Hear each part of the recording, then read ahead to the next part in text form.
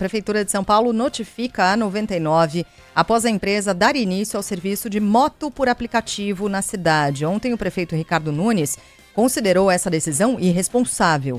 O retorno, segundo a 99, será feito de forma gradual, ainda fora do centro expandido. O uso de motocicletas no transporte de passageiros é proibido na capital desde janeiro de 2023 e, portanto, de acordo com a administração municipal, descumpre um decreto assinado pelo próprio prefeito e o prefeito Ricardo Nunes definiu essa atitude como uma carnificina. Eu já estou entrando com ação judicial hoje contra essa empresa. Vou instruir uma fiscalização e todas as motos que estiverem cadastradas para fazer esse tipo de serviço na cidade serão paradas e vistoriadas. Nós não vamos permitir que essa empresa venha para cá e faça uma carnificina. São assassinos. Essas empresas são empresas assassinas.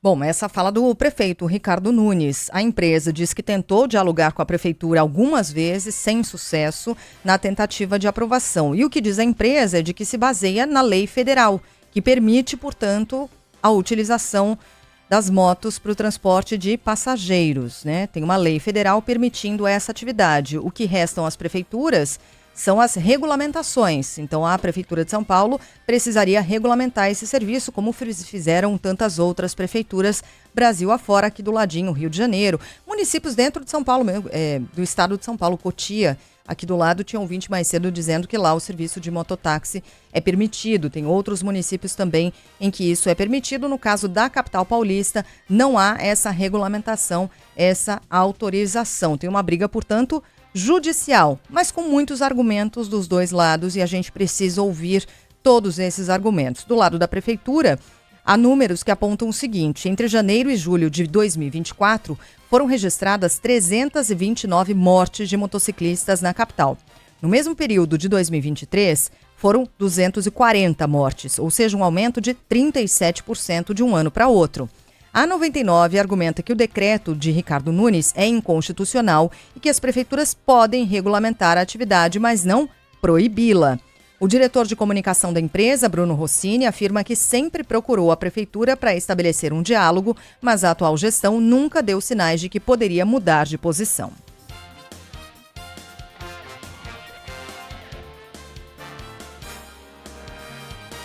Embora o nosso entendimento de que essa proibição fosse ilegal, a gente optou por não lançar o serviço até agora, com a expectativa de ter uma discussão sobre o tema. De lá para cá, a empresa buscou diversas vezes abrir o diálogo com a prefeitura, mas ela apenas reafirmou a sua oposição ao modal e não ofereceu nenhum avanço. Nós entendemos e defendemos que os paulistanos têm o mesmo direito ao transporte por moto que os demais brasileiros têm, já nas 3.300 cidades onde esse modal existe.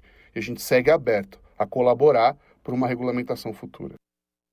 Em nota, a administração municipal ressalta que a volta do serviço de mototáxi é ilegal e que a empresa será notificada para suspender essa modalidade. A lei é de 2009 Isso. E ela regulamenta o exercício de várias atividades dos profissionais e fala sobre transporte de passageiros, né, o mototaxista, sobre entrega de mercadoria, serviço comunitário de rua e também dos motoboys.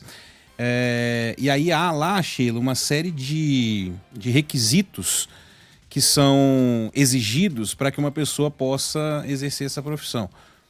21 anos de idade, habilitação há pelo menos 2 anos, ter curso especializado nos termos da regulamentação do CONTRAN, vestir colete de segurança com aqueles adesivos de refletivos, né, para você ser visto no trânsito. E aí outras coisas, certificado, certidão negativa de varas criminais, atestado de residência, né, comprovante de residência, vários documentos aqui, e que tudo isso serve para transporte de mercadoria de volume compatível com a capacidade da moto, que é o que a Carla brincou hoje mais cedo, né? A pessoa vai querer subir na moto com a mala para ir para o aeroporto. Lei existe porque tem gente sem noção, né? E para o transporte de para você passageiros. delimitar a coisa. Então, gente com animal de estimação certamente vai querer usar esse serviço. E eu tô falando do que consta na lei porque outras cidades que regulamentaram, e a gente fez essa pergunta hoje para muitos ouvintes de Cotia, de Santo André, de outras cidades onde há, né? E perguntando se você vê isso, né? todo mundo com um coletinho e tal, mas, enfim, são uma série de requisitos que são necessários para que a profissão possa ser exercida, né? Essa é a lei que regulamenta o exercício da profissão, né? Não tem muito a ver com a questão de regulamentação do transporte público, do transporte de passageiros. Por isso que isso cabe às prefeituras mesmo, né? Do funcionamento disso dentro da dinâmica de cada uma das cidades. Mais cedo a gente falava disso aqui porque é um assunto super importante, envolve a todos nós. A proibição ou a liberação disso é uma possibilidade, é um transporte alternativo para algumas pessoas que quiserem, porque assim, quando você fala da liberação disso, ninguém é obrigado a pegar, né? É mais uma possibilidade de transporte, que hoje acontece em muitos lugares de maneira informal, sem nenhum controle. Então, em comunidades, isso é muito comum, para que as pessoas se desloquem dentro das comunidades, saiam, sigam até o ponto de ônibus mais próximo, porque ali não entra já o carro de aplicativo, por exemplo. Isso acontece já muito na informalidade. Paga ali um dinheiro, o sujeito te leva até determinado canto. Então, isso acabaria com a informalidade. Talvez desse mais segurança, mais controle de quem faz, de quem oferece esse tipo de serviço para as pessoas, né?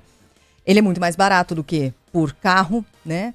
Tem algumas questões aí importantes. Agora, seria delimitar uma área de atuação apenas para ter trechos curtos, de até 5, 10 quilômetros no máximo, 5 quilômetros no máximo? Porque essa é a grande utilização quando você vai ver as pesquisas feitas nas outras capitais em que o serviço é realizado. A grande utilização é para trechos muito curtos, percorridos. Aqueles em que às vezes nem o carro de aplicativo aceita, sabe? Quando é curto demais para o carro de aplicativo topar. E longo demais para ir andando. Né? Exatamente. Então, cumpriria esse espaço aí de pessoas que ficam sem alternativa. Tem pesquisas, mas aí que foram feitas pela própria empresa, né? Que tem lá os seus interesses, mas pesquisa feita com mulheres que se sentem mais seguras em fazerem esses trajetos curtos numa moto de um conhecido que elas têm ali no bairro do que fazer a pé. Se sentem mais seguras do que fazer esse trajeto a pé, né? Mas tem muita questão, porque acima de tudo, como colocou a Carla mais cedo, a gente não pode deixar de pensar na questão da saúde pública, da segurança das pessoas, das mortes, como pontuou o prefeito, né? Das mortes no trânsito. Isso envolve e impacta todos nós, né? É muita coisa. O número é muito, muito elevado. Mas que tem essa necessidade, que existe demanda, isso sem dúvida, né? Esse exemplo que você citou, Sheila, o Ivan também citou, da pessoa que está num ponto onde o transporte público não chega. Vou dar o exemplo de Paraisópolis, aqui da comunidade de Paraisópolis, que é um lugar esse serviço, por viu? onde eu passo assim, com muita frequência. Cara, tem ponto ali, mesmo na principal, na Galante, não dá para entrar de carro. Sabe? Porque até passa, o carro passa um carro de cada vez, mas se tiver, por exemplo, um outro veículo maior ali, você fica travado no trânsito. Isso. Dali, do meio da comunidade até o ponto de ônibus, lá embaixo na Hebe Camargo, ou então ou na Giovanni já pra na cima, Giovanni, é longe. Então tem muita moto que faz esse serviço, presta um serviço e é um serviço importante. Mas é um trajeto curto, é um ponto já conhecido ali das pessoas que trabalham com isso nessa área. Então existe a necessidade disso. Mas para uma cidade, e assim, é claro que é opcional, você usa ou não, mas acaba afetando o nosso dia a dia de uma forma ou de outra, porque se for um profissional que não está habilitado, se for um passageiro que não tem experiência em andar de moto, se você está de carro do lado, a chance de acontecer um acidente, de essas pessoas não conseguirem se portar de forma segura no trânsito, ela é muito maior. Então, ela acaba interferindo diretamente no nosso dia a dia e também sem contar na questão de saúde pública, né? Se essas pessoas se acidentam, se essas pessoas eventualmente morrem num acidente, é claro que também atinge a todos nós, mas de forma indireta. Por isso mesmo, a gente vai conversar, né, Sheila, com um representante da empresa.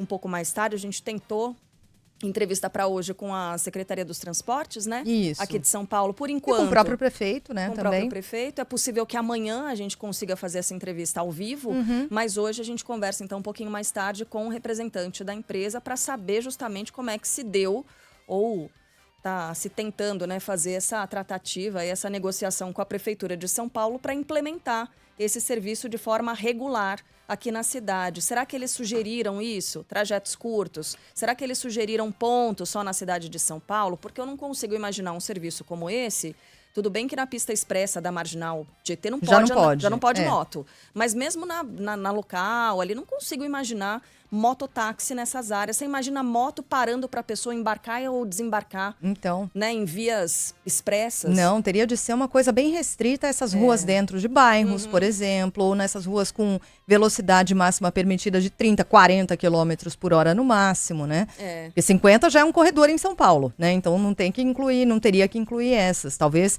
uma restrição dos locais de circulação, né?